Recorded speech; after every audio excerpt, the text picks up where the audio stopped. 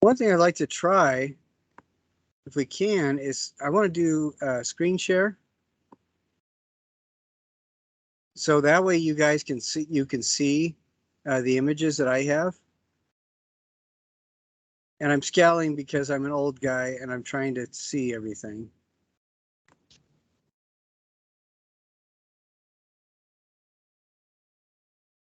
I just want to get to the problem that everybody's having.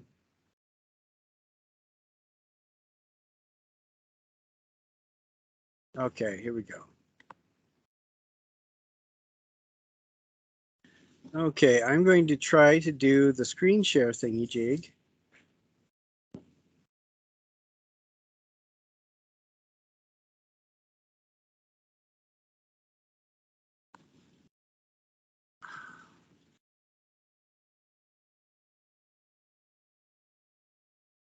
There we go. Okay, let me know, Maddie, if you can see this. I can't see it yet. Okay, now can you? Yep. Okay. So these are these little symbols right here, the green things. That's the thing that the system tells me that it's working, the image is working. But that doesn't help the people whose the image is clearly not showing through. But can you see these samples? Mm-hmm. Okay. This first one, by these two top ones are by a guy named Matt Gonzalez. And the one on the left is gray, the one on the right is kind of that tan color.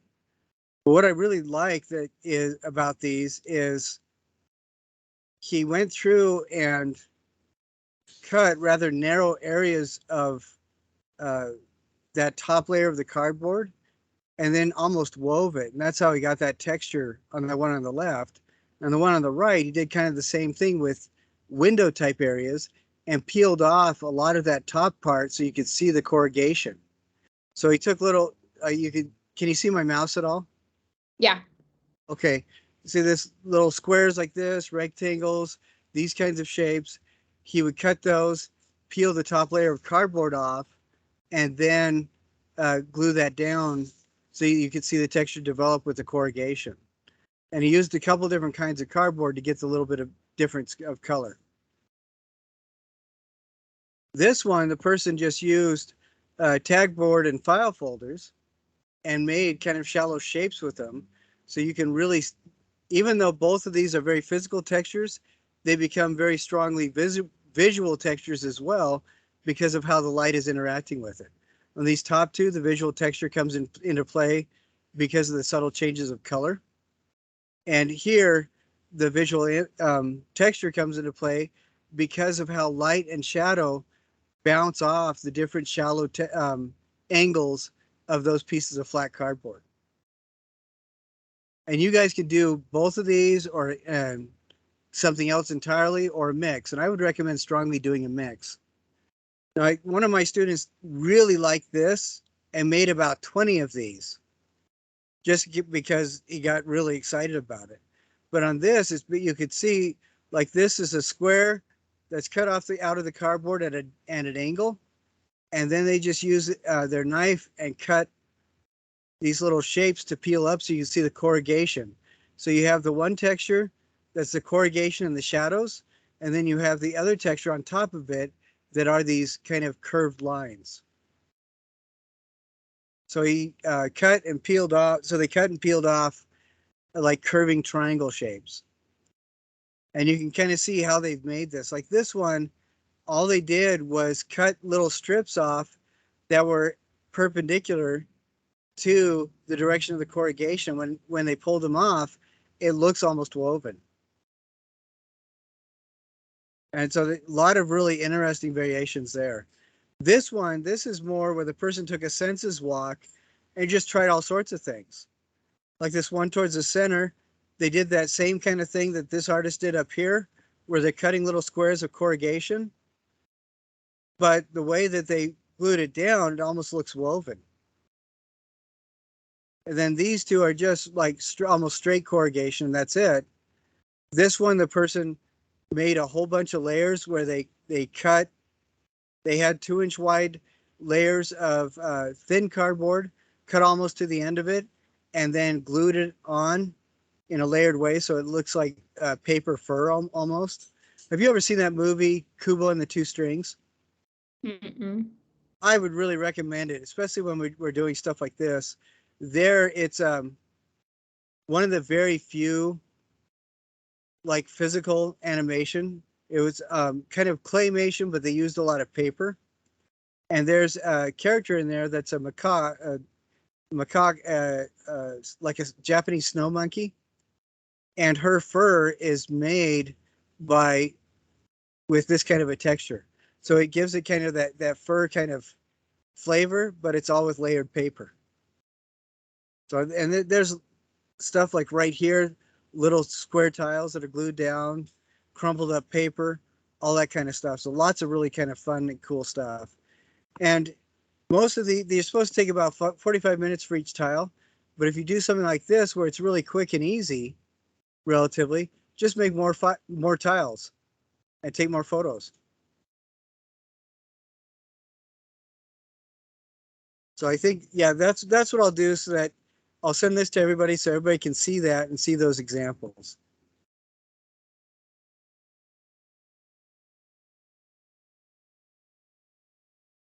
All right. That help?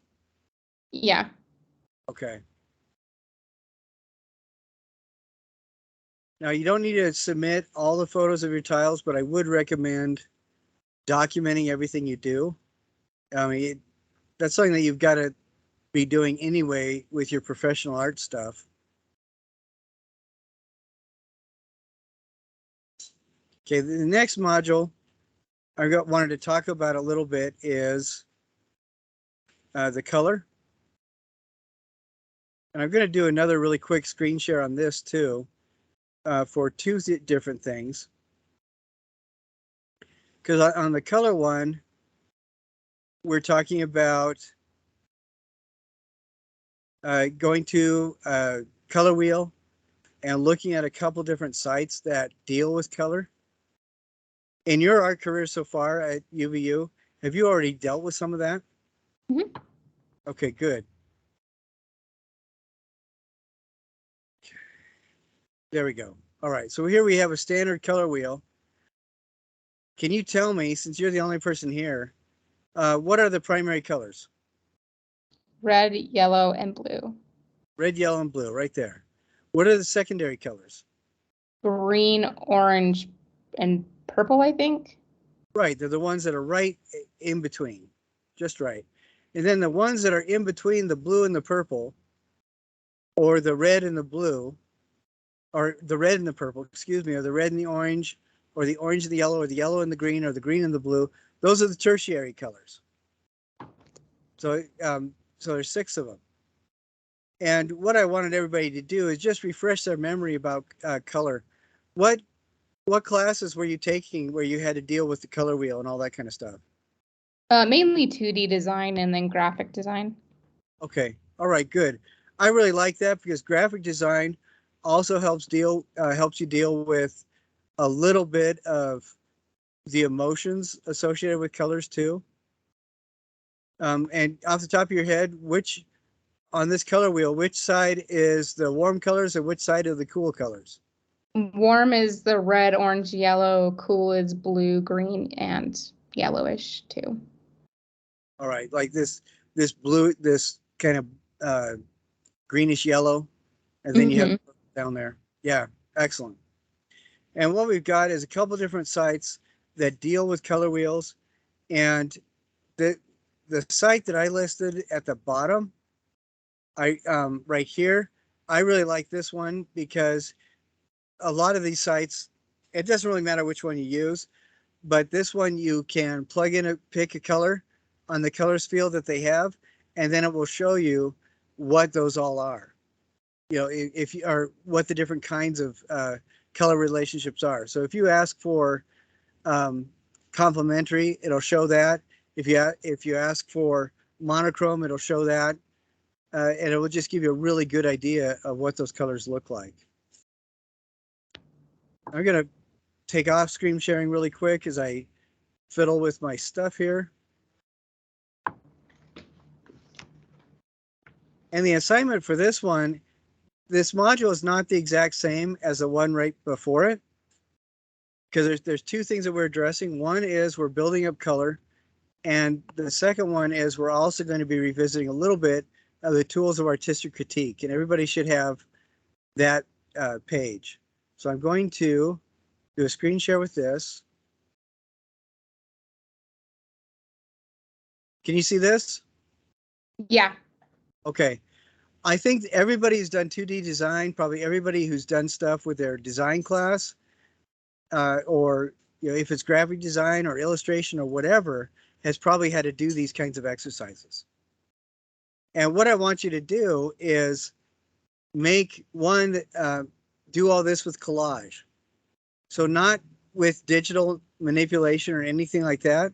So you guys are going to have to raid somebody's closet to get a bunch of magazines or whatever you can find. Newspapers, color newspapers work pretty well. Just I would recommend going to someplace like Savers or DI and pulling some. And we're trying to stay away from solid things. Like on this color one, band across the bottom, this kind of red-orange one right here on the far left on the top, and this kind of purple right there on the far right, and this blue. Those I don't really like because they don't feel like collages. They're just single things. But if you can find an image that gives you the colors that you want, I'd say, well, we can fudge a little. Because what you're also going to be doing is making color collages on these 4x4 tiles. I know people can spend a lot of time on this. I don't want you guys to. I want you to go through and do this as pretty much as quick as you can to familiarize yourself with the color. These top two things are exercises. And you see on the black and white one, it's a 9-step scale from light to dark. And I'd recommend doing the darkest one first, the lightest one second, the middlest one third, and then find those in-between points. Like after you do this one, and this one, do this one that's halfway in between the middle and the darkest, and do this one that's halfway in between the lightest and the middle. And then the others will be relatively easy. Same thing with this. I would do the primary colors first, which is your red, yellow, and blue. And remember, you're doing 12 of these. I'm sorry, you're doing 12 steps. So you have red, orange, yellow, green, blue, and purple. And then you're going to have to, this one is going to have to be halfway in between the purple and the red, halfway in between the blue and the purple. And if you do it that way, it's going to be a lot easier on you, I think. And then here's a good website to visit as well that talks about a little bit of the colors. And on this one, what you're going to be doing is 2 tiles that are collages. And you did graphic design and 2D design, so make the collages worthwhile and spend time on them so that they look really cool. And the color harmony schemes, like it says, are monochromatic, achromatic, complementary, analogous, split complementary, triad, and the tetrad. And all of those are listed on a lot of these online color wheel and color harmony websites. But then I also want you to do 2 Discord tiles, and that is just make 2 that are collages, and I'm thinking collage at least 8 pieces for each one. And the more you add on to it, like thread and beads and stuff like that, the more cool it is. And if you want, you can even use like grass and leaves. And those make really interesting collages. But on 2 of the tiles, I want you to make them just as nauseating as you possibly can. Like I'm thinking Pepto-Bismol pink and seafoam green, and just work with those. And if that is just a little bit too calming, throw in something else that's just really awful. Because the first 2, I want you to be happy with them. The second 2, make them so that if anybody looks at them for the first time, they will not be able to be involved in any sort of mob violence because they'll be throwing up. So that's the kind of look I want you to go for. Sometimes when you do the exact opposite purposefully of what you are trying to learn, that helps your brain connect with what you're learning anyway.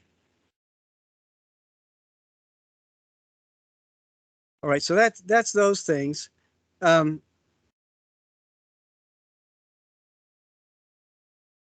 Then we also are getting on this module 5, we are also getting a discussion assignment. And this is a little bit more than that other discussion assignment. If you guys look in your pages, you will find something, and there's a link to this in excuse me, I'm going to go back a bit. There's a link to this at the very beginning of this module. So we go down. Yeah, tools of artistic critique in the module. It's the second element of the module. Right here, what I've done is I've just printed off that page, tools of artistic critique, right into the module. And when you do your critique for your other classmates, and for this thing, the thing you turn in is your texture tile, your best texture tile, your exercise for color, and your best color tile, or the one you want to share. What you're going to do is the same kind of thing where you talk about, you make comments on 3 different other students' work. This time it's going to be 40 words long. And I want you to do, for your comment, I want you to do 1 short sentence on their exercise, 1 sentence that's a little bit more exacting on the texture tile that they show, and 1 sentence that's a little bit more exacting on the color tile that they show. And I've written all that down. Does that make sense? So three sentences. And I'm going to pretend that you are everybody in the class, and I'm going to just talk about the tools of artistic critique. Is that okay? Yeah. Okay. When we talk about critique, it does not mean critical. It does not mean rude. It doesn't mean nasty. What it does mean is you're using your critical thinking skills. Critical thinking is essentially directed or objective thinking. So you're not just responding emotionally, you're trying to articulate why you're responding emotionally. You're thinking about how you're reacting. You're also looking at something from the point of view of maybe explaining it to somebody later. So you're trying to look at it carefully. There are 4 steps to the tools of artistic critique, and this really comes alive. There's a video that I've attached at the bottom of this, and these people, there are 2 art historians that talk about artwork, but from a non-academic point of view. So they're not trying to explain it as dry as humanly possible so you fall asleep immediately. They're talking about their own reactions to it, and they're trying to articulate why they're having those reactions. So the 4 different steps are analysis, interpretation, judgment. I'm sorry. Must be tired. Okay, the first one is description. You're describing the piece. Then the other 3 steps are analysis, interpretation, and judgment. When you're describing the piece, you're just describing how the piece interacts with the physical world, how it impacts the physical world. So things like height, width, breadth, depth. What are the colors involved? What are the textures that you see? Does it look organic? Does it look biomorphic? Does it look abstracted? Does it look non-objective? Does it have a recognizable shape? Can you see a leaf form in it? Can you see a cube? Those are the kinds of things. So you're not injecting a bunch of yourself in it.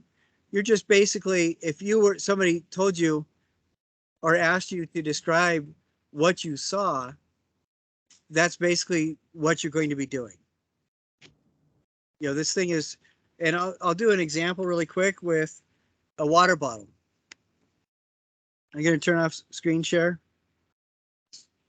Okay, so if I just have this water bottle here, I forgot I have a fake screen behind me, so I have to hold it in front of me.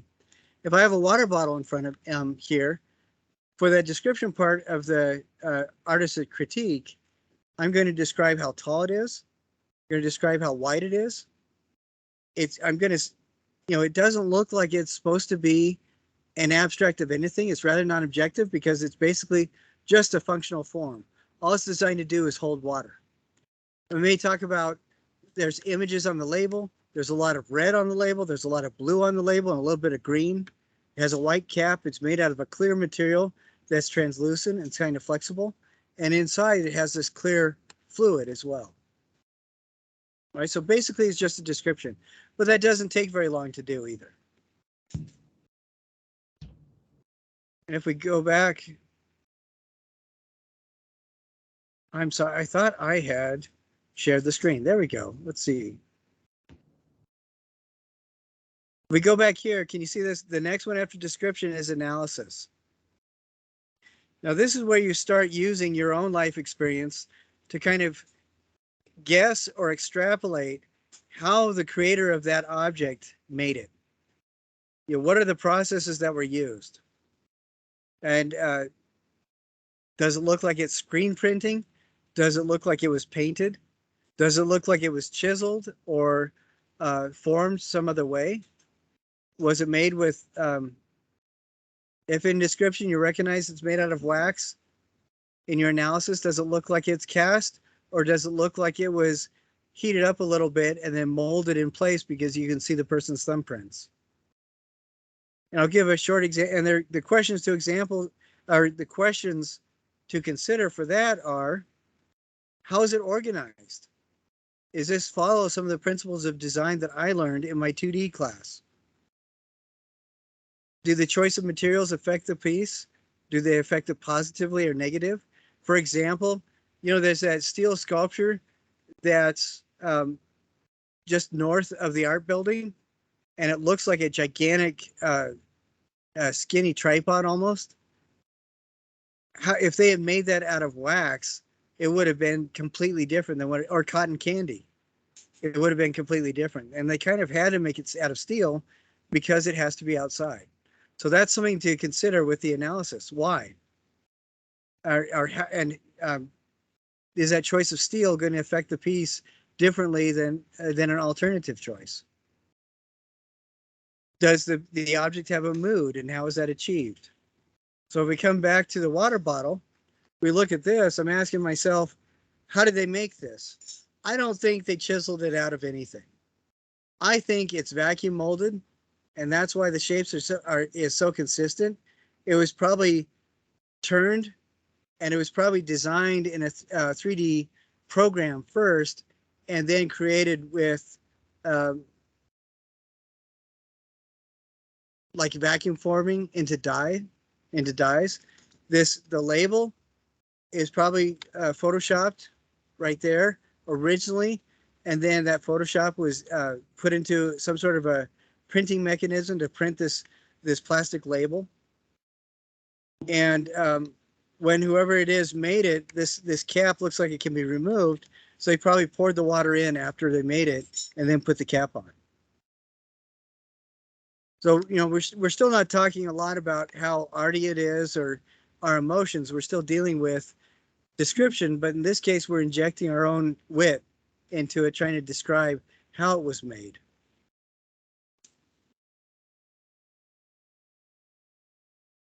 And can you read that third step? Yeah, this is where you talk about the meaning of the piece, your own perspective and experience combined with the information you have gathered thus far. Right. So this is the interpretation element. And this is where you use your own life skills, your own experience, how you would do things, and you describe how you're reacting to what it is and what you think the artist may have meant. So the analysis is, what did the artist do? And interpretation is, what do we think the artist meant? So I'm going to turn off screen sharing really quick, and we can look at this label. Oh, can you see that label a little bit? Mm-hmm. The water elements, I'm pretty sure that this was not made in a factory that looks like anybody's camping gear setup or anything. It's probably very industrial, but the label, the blue is a color that kind of connotes coolness, but also we heavily associate it with water. Arrowhead makes us feel like maybe the company is trying to connect us to the landscape somehow, with the history of the landscape. Maybe they want us to feel like we're associated with wherever the water came from. There's a mountain there with snow on it, and maybe that's helping us to remember that those cool associations, the cold associations that are with water. The trees are all really bright green. You see the trees are this bright green, and we usually associate green with growth, fresh growth, like springtime growth. The plastic itself is clear, so we can see the water, and we become engaged with it as the water moves. And we also have a sense of the plastic is really relatively flimsy, so we can collapse it, so maybe it doesn't take up as much space in the hapless landfill that it actually winds up going to. Now, I don't know if the artist is saying anything. I think what the artist is saying out of this, if we can get any sort of interpretation from that, is you really need to buy this water because it's going to help you feel cool and refreshed and help you feel like you're part of the land, you belong with the landscape. I think this is a really good example of marketing-driven artwork.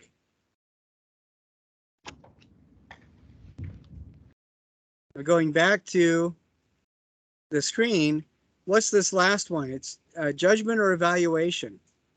This is where is it successful? That's the kind of question that we're thinking about. As a water bottle, do you think that this is successfully designed and put together? What are the things that make you think that it's successful?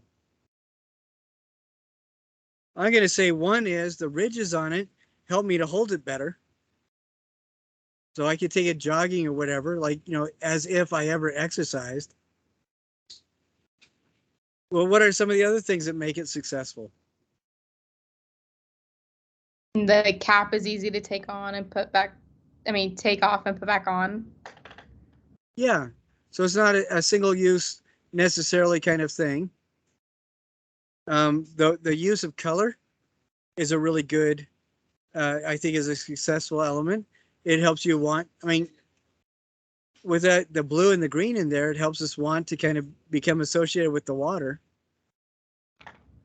As a functional piece of design, I think this is really well done. As a piece of aesthetic art, probably not so much. The beauty in it is really its targeted functionality.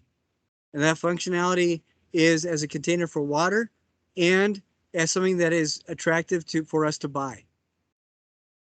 So when you go through and do your 3 comments on other people's work, think about those 4 questions. Now, you don't have to address each one in each of the 3 sentences. That's kind of silly. But you can do it like this. Let's say we see a really nicely done color exercise. The texture, the person also put on like gull feathers and did like 3 different kinds of cardboard. And then with the color one, they spent some quality time with National Geographic and made a really cool collage, and they used thread as well, and maybe a little bit of goo from one of the glue guns. Maybe the first sentence is going to be, I appreciate how so-and-so put this together because I can see the colors very cleanly flow from red down to purple red. I can clearly see where each of the primary colors are, and I can see very clearly how each one moves to the next one. I think this is well done. So that's sentence 1. Second one, when we're looking at the texture tile,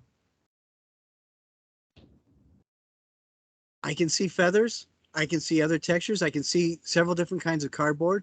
Person making this spent a lot of time collaging it out of things that they found on their census walk, and coupled that with the cardboard that we got in our kits, because I can recognize, I had this same cardboard in mine too. I really like how they were able to tear some of the cardboard and use how the light reflects off of these different textures to their advantage, and it really emphasized the textures. And it was obvious that they used their design capacity to make something that was just interesting to look at. Maybe for the third sentence is, there is not a magazine on the planet safe from this artist. It is obvious that they really know what they're doing when they're dealing with color. I love how they're doing a complementary relationship with the colors used in this. But I think what's really fascinating is that the blues are more than just water blue. They used images of fabric, the outdoors, sky, and water as well. And for the yellow, they used all sorts of different kinds of fabrics. It looks like there's children's clothing, a rubber duck, and a couple other things. And I love the idea of creating something that was interesting to look at using images of the textures that kind of recall to mind the different textures that they created with their texture tile. Okay, something like that. So that's 3 sentences. It's more than 40 words, but you see each of the 3 sentences, I didn't address everything in all 4 of those steps, but I chose a couple questions from one of those steps for each of them. And it was, kind of a different part of it for each one. Does that make sense? Mm-hmm. All right, excellent. Now, if there were more people with us, I would have people call out different kinds of textures that you can make.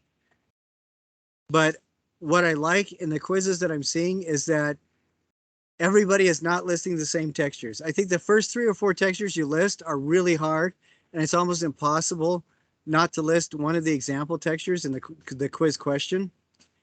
But after you get those 3, then they start coming out, and that's a lot of fun to see. And if you guys get more creative, like think of emotions. What would an angry texture be? Something jagged. Yeah, jagged. I'm thinking spiky, maybe torn. But yeah, perfect. What's a happy texture? Something soft. Yeah, excellent. Very good. And so you can think of the emotion and then come up with a couple of textures associated with the emotion. If that's a problem for anybody. I don't think it's a problem for you because you're like an A+ student. It's kind of annoying. But I mean, for the normal people that are watching this recording later.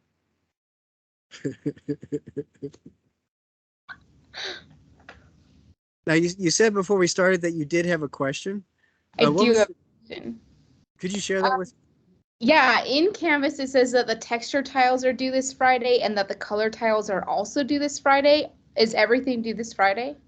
No, I'm glad you said that. I will change that because the texture tiles should be due this Friday and the color should be due next Friday. Okay, that's what I thought, but it says that the color tiles are due the 22nd. So I just wanted to double check. Okay, I'm going to check that right now.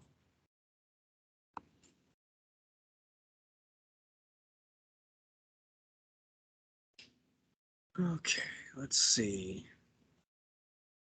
Okay, module 4, the stuff is due on the 22nd. And the color tiles, the tools of the original stuff to read. Okay. Yep, you're right. I'm going to change that right now. And just give me just a second, and then if you wouldn't mind refreshing and see if it works. Yeah. Okay, because that should say the 29th.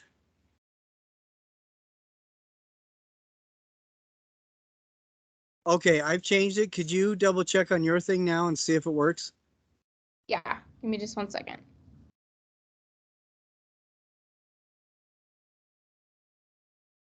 That fixed it. Okay, great. I really appreciate you saying that. There's also been what I'm noticing too is if I go through and change things a little bit too quickly, then it won't show up for your Canvas that I edited it. I've got to let the computer think a little bit. And so if you see things like that, let me know just like you did, and I'll take care of that. A few people also emailed me. They made additional comments on their quizzes to get more points, and they wanted to make sure that I'd seen that. There was one person where as soon as she emailed me, I made the change, but Canvas didn't read it. So it still showed up as wrong on her end. And she reminded me of that. And I went back and visited again and fixed it.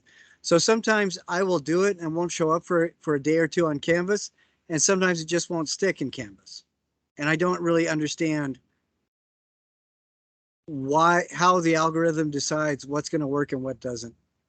So as long as you guys have patience, that is just fine.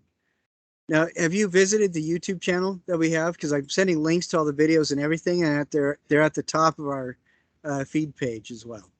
Yep. Yeah, Okay. they all work for me. All right, excellent.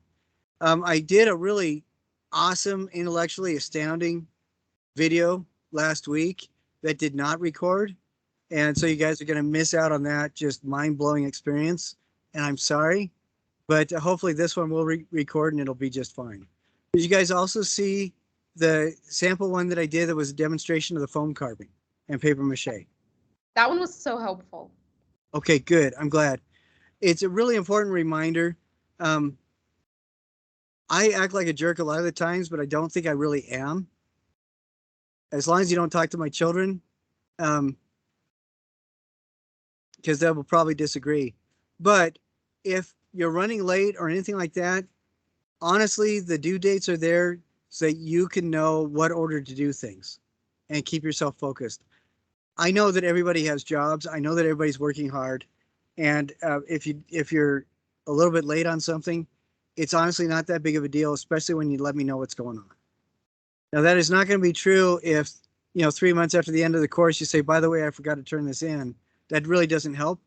But if it's due on Friday and you turn it in on a Sunday because you had to work late Friday and all day Saturday, just let me know what's going on and that's fine. Several people have taken advantage of that and I appreciate that. I know what it's like to have to live in the real world. Oh, at least I remember what it's like. In graduate school, I was working full time. I was teaching 2 design classes and a stained glass class. I was working on several studio classes. I would get up at about 6:30 in the morning and I would work solid with all that stuff until about 2:30 in the morning and catch up on my sleep on Sundays, basically. So I know what it's like to work hard while you're doing this. So if you feel like you're getting behind or anything like that, please let me know and we'll see what we can do to help you. Okay? Sweet. Any questions that you've thought of as we were doing this? No. All right. I think I've addressed everything. I will make sure and email this video to everybody as soon as I see the recording showing up. And I will keep trying to see what I can figure out on getting everybody to see those sample images. But in the meantime, please contact tech support and see if there's an issue between in the interface between Canvas and students. I honestly don't have any idea why it's doing that. But so I'm gonna, like last week I did 3 videos, 2 of them did not record, and I'm sorry about that. This week I'm gonna do another video in just a little bit too, in a couple days. And if you guys have questions about the quizzes or anything like that, let me know, and we'll go over that there. What I'm finding is that if people don't have access, aren't getting access to the book, they're going through and answering all the quiz questions anyway because you have amassed a lot of information and knowledge from the other courses you've taken and from your own experience.